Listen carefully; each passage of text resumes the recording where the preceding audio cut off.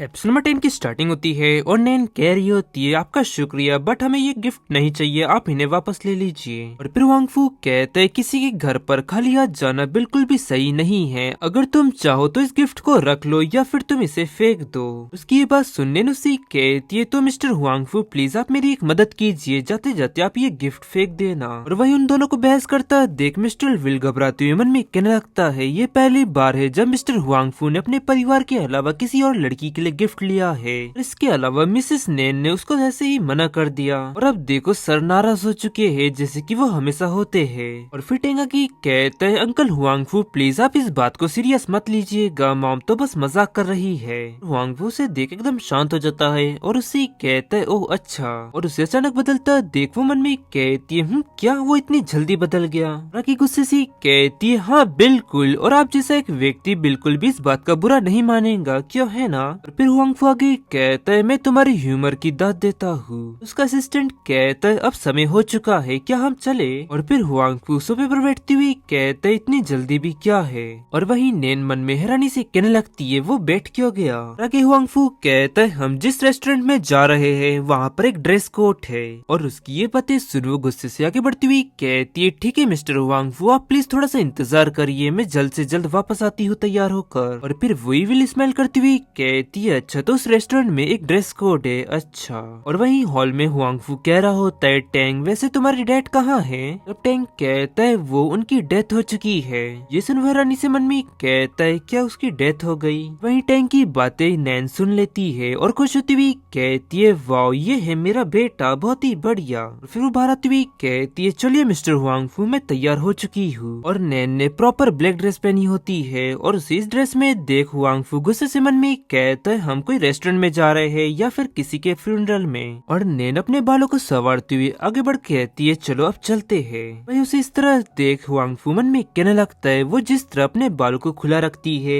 से वो और भी ज्यादा प्यारी लगती है। और फिर सीन शिफ्ट होकर कुछ समय बाद वो सभी लोग रेस्टोरेंट पहुंच जाते हैं और असिस्टेंट मन में कहने लगता है मिस नैन की पर्सनैलिटी काफी ज्यादा स्ट्रॉन्ग है, उन्होंने रेस्टोरेंट आने के लिए खुद की एक अलग कार करी। और उसकी ये सब बर्ताव से ऐसा लगता है कि सर ने पहले उसे बहुत ही ज्यादा परेशान किया होगा। और फिर वेटर उनको खाना सर्व करता है और उनसे कहता है आप लोग एंजॉय करिए। फिर वो लोग डिनर स्टार्ट करते हैं। वांगफू से कहते है टैंग क्या तुम्हें ये डिश पसंद आई। तब वो कहता है हाँ ये बहुत ही ज्यादा टेस्टी है। और फिर नैन एक बाइट उठाती है और टैंग से कहती है टैंग खाते वक्त बातें मत करो। और उस बाइट पे लगा केचप उड़ के वांगफू के सूट पर गिर जाता है। और ये देख नैन चौंकती हुई कहती है अरे नहीं ये क्या हो गया, प्लीज प्लीज आप मुझे माफ करिएगा, आइए मैं इसे क्लीन कर देती हूँ। और फिर वो तेजी से उसे साफ करने लगती है। तब वो उससे कहता है नहीं नहीं नहीं तुम्हें ऐसा करने की कोई भी जरूरत नहीं है। लेकिन वो उसके सूट को इतना ज्यादा घिस देती है जिससे उसका पूरा सूट बिगड़ जाता है। और ये सब करते हुए नैन स्माइल करती हुई मन में कहने लगती है